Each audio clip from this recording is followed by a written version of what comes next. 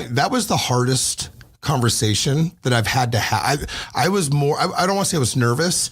I felt I was so sad that I had to have a conversation with you of, dude, I know you found this lane. And just so people that are listening, he got in with a national chain that would have produced thousands of accounts, thousands. Like he could have seriously just retired, not built a team, not focused on anyone else.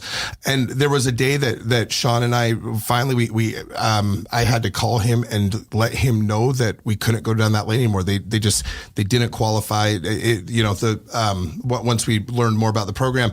And I wasn't afraid to have it because of Isaac. I was just like, man, this would ruin even the best salesman, right? To the point where I didn't even know if you had the emotional intelligence to keep doing this job. I mean, it was that big of a cool opportunity that we had to say no to.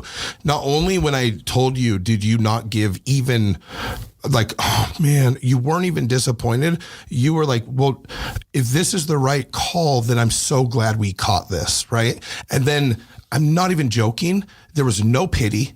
There was no renegotiating. There was no trying to like get creative and work around it. You immediately focused on, well, I just need to find a new lane. And the rest of that phone call was focused on you and I trying to like think of like, okay, like let's find some lanes. And I didn't even have to like console you. You took that, like, I've never seen a harder right hook taken more like a champ than you did on that call. And I promise you, I've shared that story with probably 50 different people to try to illustrate how amazing your perspective really is. But do you remember that call? I did. Okay. Were you a little more mad than I remember? No, I think, it was obviously a little bit disappointing, but it was like breaking the ice of what is possible and what's possible through the franchise route, right?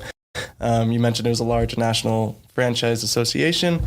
There's plenty of those in the business to business world. And we did find one that has more employees per entity. So we did find a more lucrative one and one that makes a lot more sense. And so it kind of just broke the ice, and it made a ton of sense why we did shut it down. And so it was very easy. Practice what you preach, because he burned his ships. He made his decision. He's emotionally stable, which is what he's trying to pass on here. There's proofs right there. That's it in action.